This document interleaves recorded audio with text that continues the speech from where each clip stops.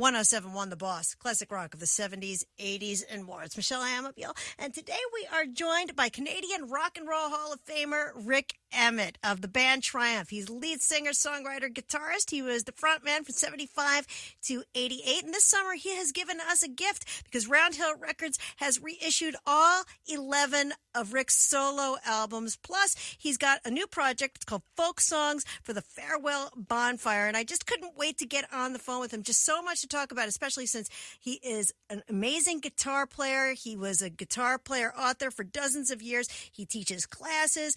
He's got a lot going on, and he is retired from the road, but busy as ever. He even has a book of poetry coming out called Reinvention. I mean, this guy does everything. Welcome to 1071 The Boss, Rik Emmett. I am happy that this interview is happening. We had a little bit of problems with the storm we couldn't pronounce last week. Right. I still can't pronounce it.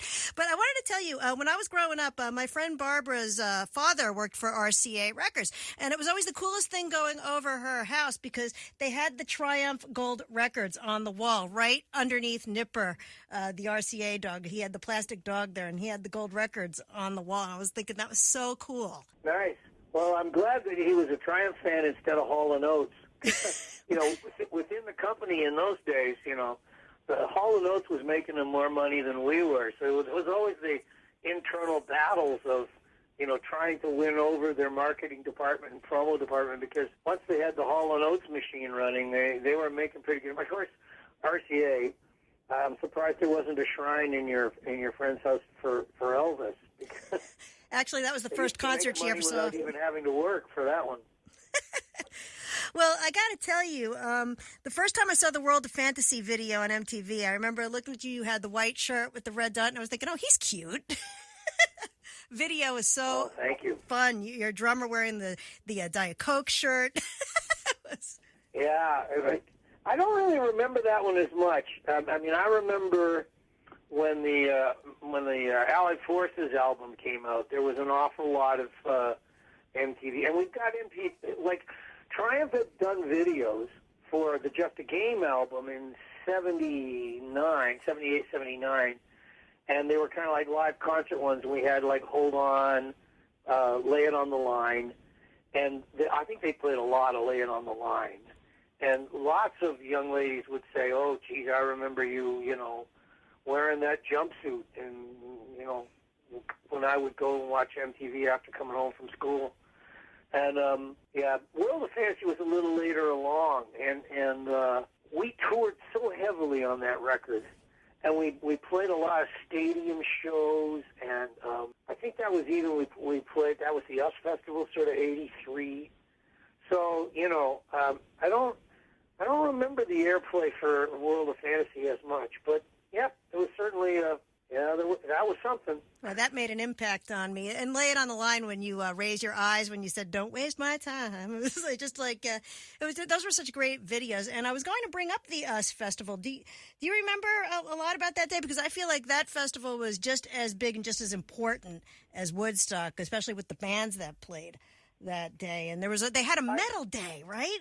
Didn't they have you on the metal day with Judas Priest? And yeah, and I was there.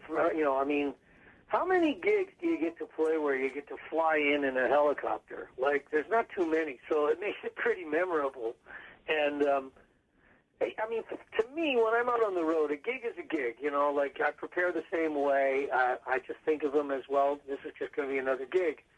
But then, you fly in on a helicopter and you can see, 250,000 people spread out over the hills, and you're thinking, well, no, this is going to be different. And then you get into the backstage compound, and, Van Halen has built their own little fort that looks like it's something out of, I don't know, Lord of the Flies.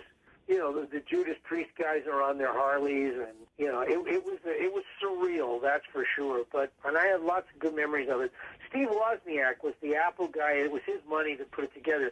And we were on that bill because he liked us. He wanted us to be on that bill. And I'm not even sure we belonged with all those other bands, but, sort of general consensus after the fact has been that we kind of stole the day, and it was really something. It was, I enjoyed that gig. I had a good gig. Tell me about Triumph touring in the States. We actually, the story of Triumph in the United States was one of, we said we didn't want to open for anybody, and we wanted to take our own production, into places. And so we wouldn't get paid much as a band to be playing those shows, but we would bring our own sound and lights so that we could have our own show, and we would headline, and we'd do like a radio presents in a small theater in a city, and it might be like a 99-cent ticket from the radio station kind of thing, but it would get us in front of an audience, and it was how we broke the Rock and Roll Machine record in the States. There were times occasionally where we opened for other bands, like we in '83, as part and parcel of that US Festival year, we also played outdoor shows where we played like the Rose Bowl. Journey was headlining. We played down in Florida. ZZ Top was headlining, and we would be, playing during the day on a multi-act show. But generally speaking, when we played arenas, we wanted to have our own show, so we didn't really open for folks. Well, then you went on after Triumph with a really great solo career. 1990, the solo record that was featured on Problem Child too. A lot of people know that song from that movie. Does that blow your mind that people still come back to that video all the time because they see the movie on cable and they come back to Saved by Love? Yeah, I don't know. That was a weird one where I was literally, and I don't even know how the guy got my phone number, but, the Absolutely album had come out, and I get a phone call one day, and it's the guy who was the producer of Problem Child, and he says, I just heard your song on the radio. I'm driving in my car down the highway here in California, and, I want to license that song for the closing credits of my next movie, Problem Child 2. And I went, yeah, okay, great, fine. So one phone call, the guy sends a contract to my manager, boom, it's done. And it doesn't take long. We turn those things around. I think that movie came out within about a month or 6 weeks or something. I'm going to tell you another funny one. From that same album, I had a song called Smart, Fast, Mean, and Lucky. And when the American Winter Olympics, they were running a thing, and they used a profile of one of the female speed skaters, and she picked that as her theme song. So it ran on ABC in prime time a couple of times. And so when I got my publishing check from the Collective Rights Organization, I saw this thing. I went, geez, that's nice money. If you can get a song on primetime TV, there's good money to be made. When you decided to come off the road, when you decided to retire from touring, and now everybody's off the road and everything, you probably were psychic in that. Do you feel like it was kind of like wow, what a great decision? Well, yeah, yes and no. I would love to pretend that I can predict the future, but I was really just at a point where I was so sick of airports and hotels and all of that stuff that I just kind of went, I'm really only going to say yes to gigs occasionally that I might be able to drive to here in Canada. So I still had a few on the books, and then the COVID thing hit, and then those got canceled. So, it's kind of, we're obviously in a time where this is a very serious and weird thing, and it's not great, and, it's not good for anybody. But then this weird thing started to happen where Roundhill is putting out my old catalog, and I've got new stuff on my own website for the Farewell Bonfire stuff, and I started writing poetry, and then a publisher wants to make a deal, and they would like to do a memoir and an autobiography, and Triumph there's a documentary coming out, and Banger Films is doing this documentary, and it's going to come out in the fall, and Roundhill's thinking about doing a Triumph Deluxe box set, and that's going to maybe come out early in 2021, and so there's like one thing after another thing after another thing, and then I go, man, retirement was an extremely good career move. Like, there just seems to be so much happening in my life now, and it's manageable because all I really have to do is either take my phone or my laptop with Zoom and sit down in my library, and I can do master classes and I can do interviews, and so the idea of promoting and marketing it has. It's easy because everybody knows where they can find me. I'm at home, And you're a teacher, too. I would love to take a guitar lesson from the Guitarist of the Year, all your awards, I mean, there's just so much that you do. And by the way, I believe that Easy Does It, that is just a beautiful piece of instrumental music, by the way. It's Oh, thank you. gorgeous. Let's listen to a piece of it. Easy Does It, Rik Emmett.